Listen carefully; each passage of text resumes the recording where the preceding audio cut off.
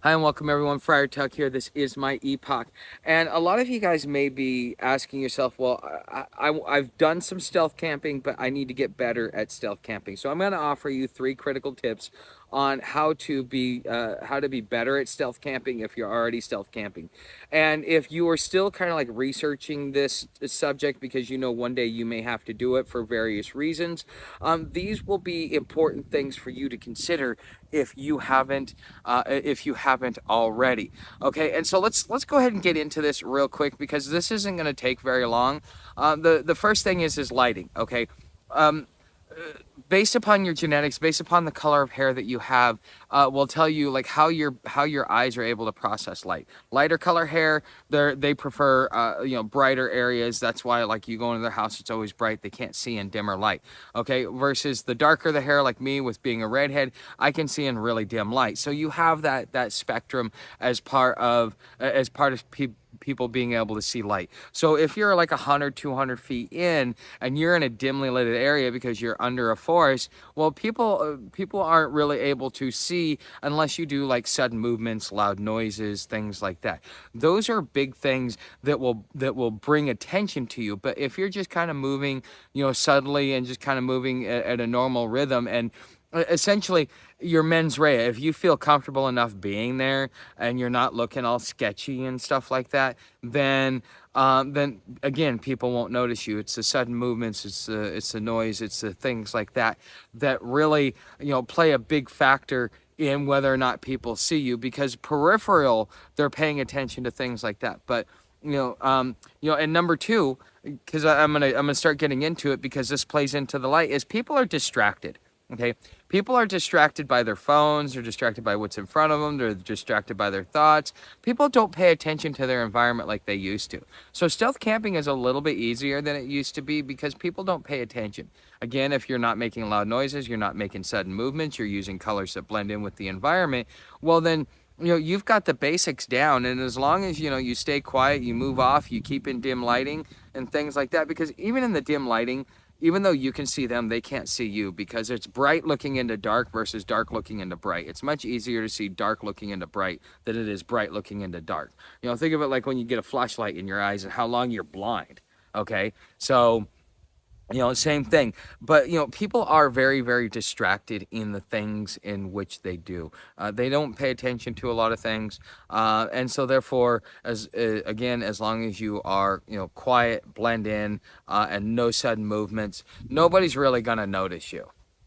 Number three is act normal. Okay. Now I know that this may seem a little weird, especially if you've been, well, maybe not seem weird unless you've been camping for stealth camping for a long time. You might forget, these days when it was so unnerving. You were constantly paranoid, looking over your shoulder. Anytime you heard a noise, you would duck and all that other stuff. Well, see, that's actually what's bringing attention to you. There's something in the legal field is called mens rea. They call it the guilty mind. Okay, so if you're walking around like you have the authority to be there, nobody's going to notice you because you're not standing out. It's when you walk around and in your mind you have a guilty mind that that what you're doing is wrong, that you're not supposed to be there and stuff like that, then all of a sudden you start sticking out like a sore thumb because your mannerisms and your actions don't blend in there because you do not feel like you're supposed to be there.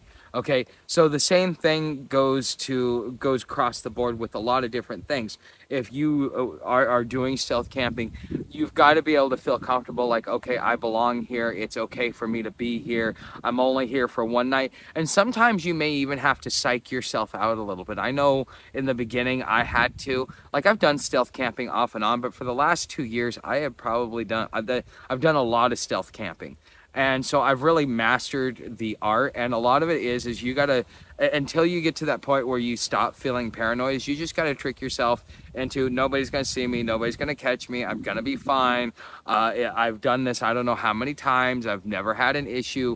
I'm very cautious about what I do, I'm very picky about where I sleep and things like that.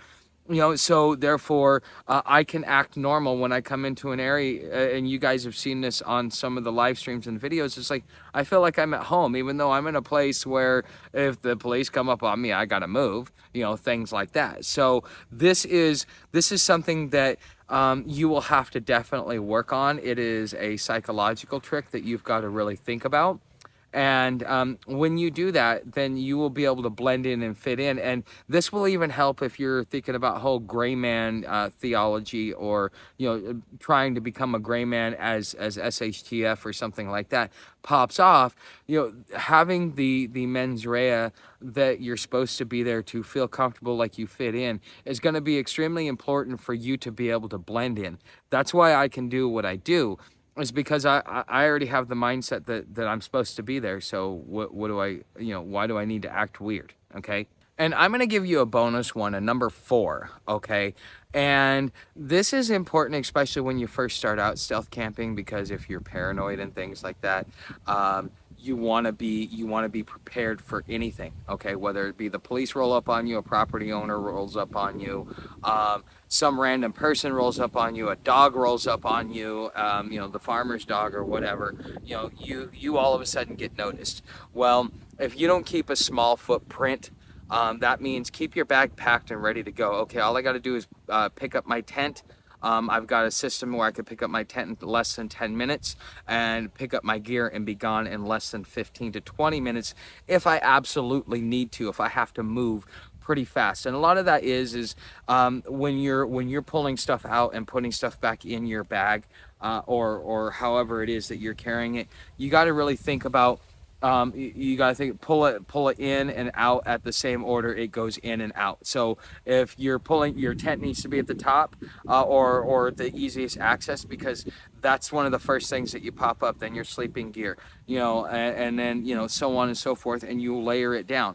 Well, if you're only pulling out your tent and your sleeping gear to put your blanket or sleeping bag and pillow and sleeping pad, if you've got one, all in a bag real quick, should take about maybe 3 to 5 minutes, because if you've got an inflatable air pad.